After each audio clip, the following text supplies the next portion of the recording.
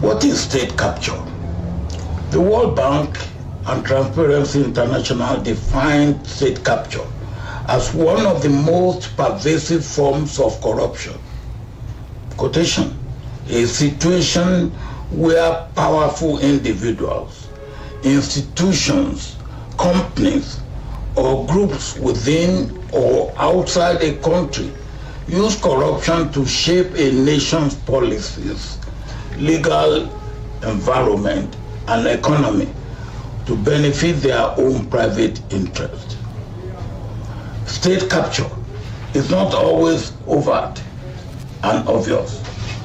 It can also arise from the more subtle, close alignment of interests between specific business and political elites through family ties, friendships, and the intertwined ownership of economic assets. What is happening in Nigeria right before our eyes is state capture. The capture of national assets by political elites and their family members at bargain prices, the allocation of national resources, minerals, land, and even human resources to local, regional, and international actors. It must be prohibited and prevented through local and international laws. Public institutions such as the legislature, the executive, the judiciary, and regulatory agencies, both at the federal and local levels, are subject to capture. As such, state capture can broadly be understood as the disproportionate and unregulated influence of interest groups or decision-making processes, where special interest groups manage to bend state laws, policies, and regulations. They do so through practices such as illicit contribution paid by private interests to political parties and political elite and for election campaign, vote buying of presidential decrees or court decisions, as well as through illegitimate lobbying and revolving door appointments. The main risk of state capture is that decisions no longer take into consideration the public interest, but instead favor a special specific interest groups or individuals. Laws, policies, and regulations and decisions are designed to benefit a specific interest group. Often times to the detriment of smaller firms and groups and society in general.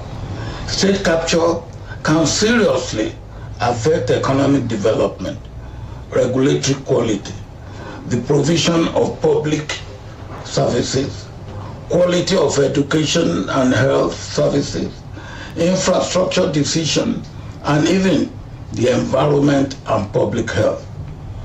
My military training and experience taught me that what you capture, you tend to hold under your sole control for as long as you can hold it. That is the case of one governor of a state who still holds the state captive in his pocket 25 years after being the governor of the state. Obviously, he was talking about Tinubu there. A governor that still holds his state. After leaving office as governor, he's now the president. He's talking about Lagos State. So that lecture was a hit on Tinubu. There is a book here entitled Why Not? Why Not? Why Not? Citizenship, State Capture, Creeping Fascism, and Criminal Hijack of Politics in Nigeria. This is the best time to read this book. Patu Tomi saw the future when he wrote this book. This is the best time to understand what Patu Tomi is saying in this book. You see, that's why sometimes intellectuals can be prophet, because they use history to interpret today and project into the future. Patu Tomi wrote a book, Why Not? Citizenship, State Capture, Creeping Fascism, and Criminal Hijack of Politics in Nigeria. It's a book you should read. It's a book you should order. Because we need to take the state back from those that have captured it. It's a task that must be done. And it's not going to be easy. They have captured the state. They have captured INEC. If you look at resident electoral commissioners now, many of them are card-carrying members of political parties. They use them to rig elections. I don't look forward to elections anymore. The system has been hijacked.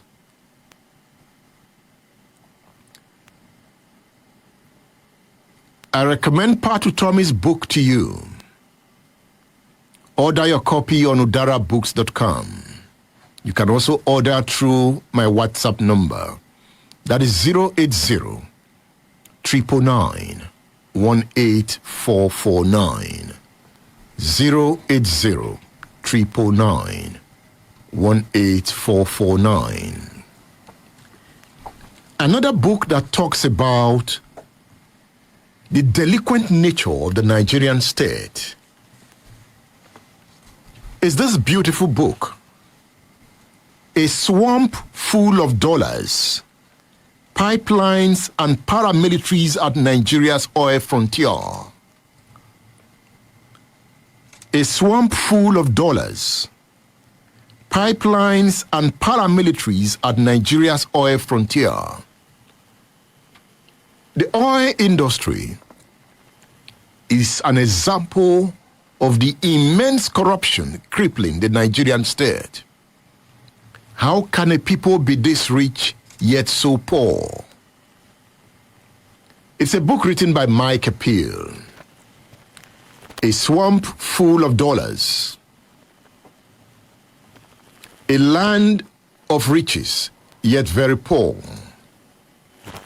If you read this work, there's this sober reflection that you will feel.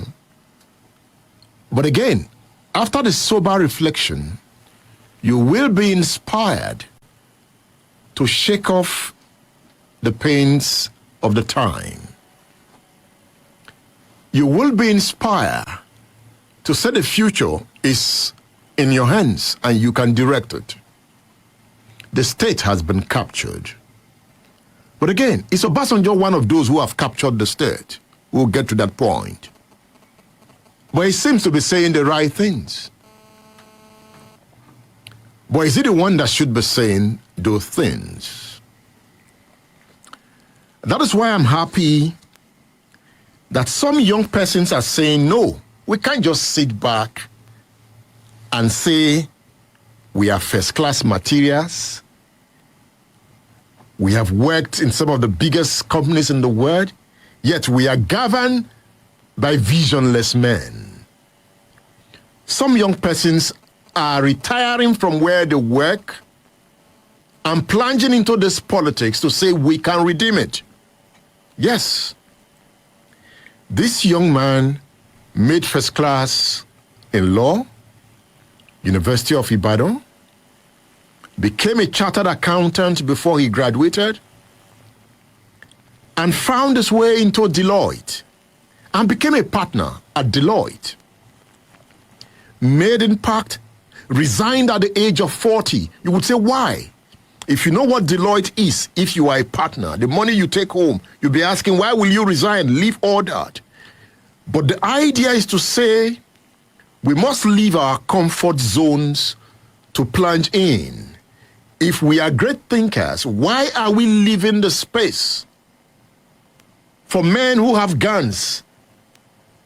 You see, the strongest weapon in the world is the brain, not guns. Despite the guns the Nigerian state have bought for soldiers and police, terrorists are taking over more territories. Bandits are growing. Unknown gunmen are taking over villages in the southeast. Guns don't solve the problems of society.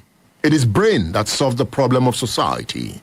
Biola Adewe is one of such young men who was saying we can make a difference by plunging in. He speaks on state affairs. We cannot have the worst of us lead the most of us while the best of us are sitting somewhere we're complaining. No, I think we need to take our fate into our hands and be serious about our development, be serious about our growth. State Affairs with Edmondo Bilo is live. We cannot have the worst of us lead the most of us while the best of us are sitting somewhere we're complaining. No, I think we need to take our fate into our hands and be serious about our development, be serious about our growth. State Affairs with Edmondo Bilo is live. We cannot have the worst of us lead the most of us while the best of us are sitting somewhere we're complaining. No, I think we need to take our fate into our hands and be serious about our development, be serious about our growth.